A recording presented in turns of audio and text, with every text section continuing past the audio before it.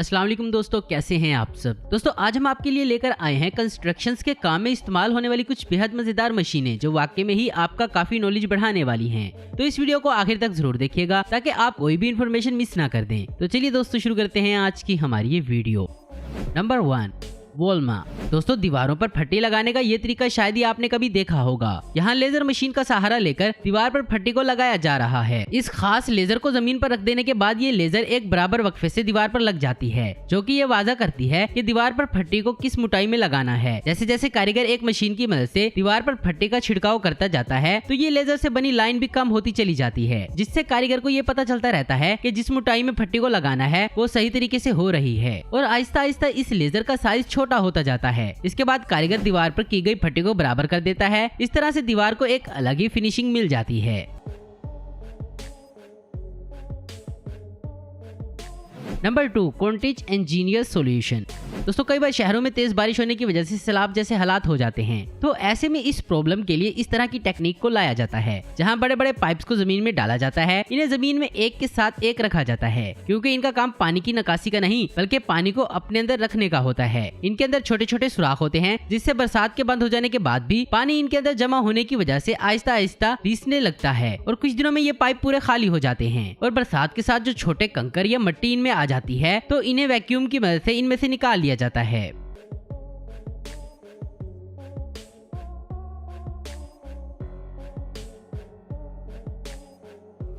Number 3, blitz Z handwork direct GmbH। यहाँ पर tiles को लगा देने के बाद इनके जोड़ों को भर देने का काम किया जा रहा है। वैसे तो कई लोग इन जोड़ों को भरने के लिए व्हाइट सीमेंट का इस्तेमाल करते हैं, लेकिन दोस्तों व्हाइट सीमेंट कुछ अरसे बाद काला हो जाता है, तो इसलिए इस जैसी प्रोडक्ट का इस्तेमाल किया जाता है। फर्श पर इसे अडेल देने के बाद इस पर पानी डाला जाता है और फिर वाइपर की मदद से इन जोड़ों में भरा जाता है। इसे तब तक भरा जाता है कि जब तक टाइल्स के जोड़ पूरी तरह भर ना जाएं और फिर कुछ इस तरह से फर्श बनकर तैयार हो जाता है जो वाकई में ही काफी खूबसूरत लगता है।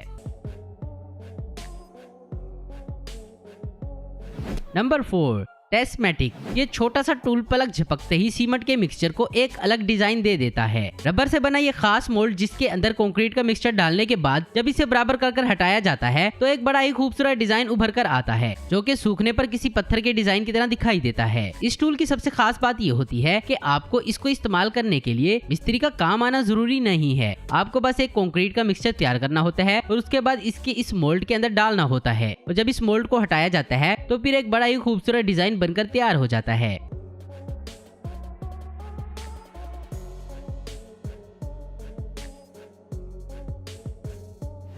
नंबर 5, कॉन्टैक्ट बिन वॉल।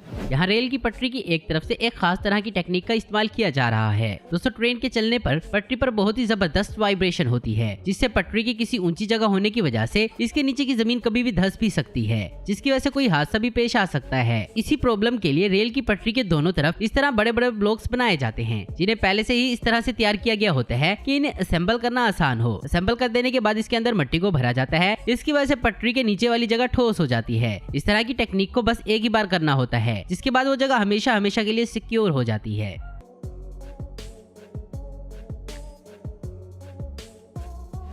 नंबर 6, तिजास बोर्जा। दोस्तों यहाँ पर लकड़ी की छत पर मिट्टी की टाइल्स को लगाया जा रहा है जिसके लिए सबसे पहले छत पर वाटरप्रूफ शीट को फिक्स कर दिया जाता है। इसके बाद लकड़ी के एक लंबे टुकड़े पर टेप लगा दी जाती है और फिर इसे वाटरप्रूफ शीट के एक कोने पर लगा दिया जाता है और इसके साथ और लकड़ी के टुकड़ों को भी फिक्स कर दिया जाता है इनके ऊपर टाइल्स को रखने के लिए और फिर इसके आखिरी सिरे पर एक लचीली प्लास्टिक से बनी एक लंबी जाली को भी फिक्स कर दिया जाता है। इसके बाद इसके ऊपर टाइल्स को टिका दिया जाता है। दूसरी टाइल को टाइल पर टिकाने के लिए इसके ऊपर ग्लू लगा दिया जाता है और टाइल को इसके ऊपर पलट कर रख दिया जाता है। इसके बाद एक और टाइल को इस पर रख दिया जाता है और इस तरह इन्हें मिस्त्री पूरी छत पर लगाते जाते हैं। इस तरह मिट्टी की टाइल की मदद से एक बहुत ही खूबसूरत छत बनकर तैयार हो जाती है।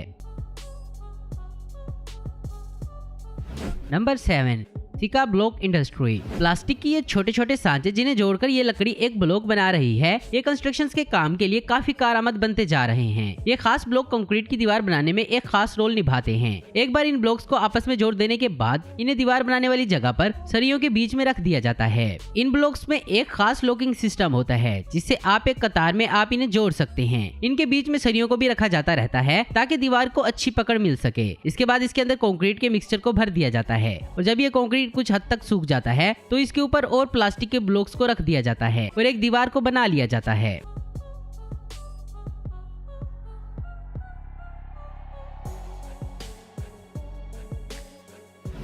Number 8 जियोप्लास्ट SPA। पहली नजर में आपके लिए समझ पाना मुश्किल हो सकता है कि भला यहाँ पाइप को इस तरह क्यों खड़ा किया जा रहा है। तो आपको बता दें कि इस तरह की टेक्निक का सहारा बिल्डिंग्स को सैलाब की सूरत में घुसने वाले पानी से बचाने के लिए किया जाता है। यहाँ पर फर्श से 4 फीट ऊंचे इन प्लास्टिक के पाइप को खड़ा कर दिया जाता है और इसे पूरी बिल्डिंग के फर्श पर लगाया जाता है। इन्हें फर्श पर खड़ा कर देने के बाद इन पर प्लास्टिक के काले ब्लॉक्स को रख दिया जाता है। इसके बाद इनके ऊपर सरियों को बिछा दिया जाता है और फिर कंक्रीट के मिक्सचर को इस पर डाला जाता है, जिससे ये ब्लॉक्स पूरी तरह से इस कंक्रीट से ढक जाते हैं।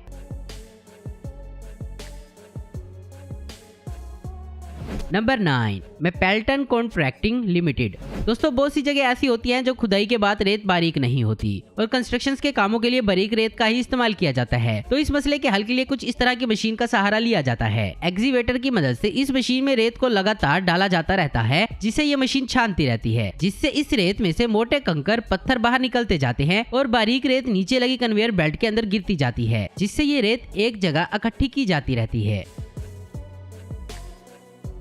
तो दोस्तों आज की वीडियो में बस इतना ही। उम्मीद करता हूँ दोस्तों आपको ये वीडियो पसंद आई होगी। ऐसे इन्फॉर्मेटिव और इंटरेस्टिंग वीडियो देखते रहने के लिए हमारे चैनल को जरूर सब्सक्राइब करें। अगर आपको हमारी वीडियो पसंद है तो लाइक कमेंट और शेयर करना मत भूलें। Thanks for watching.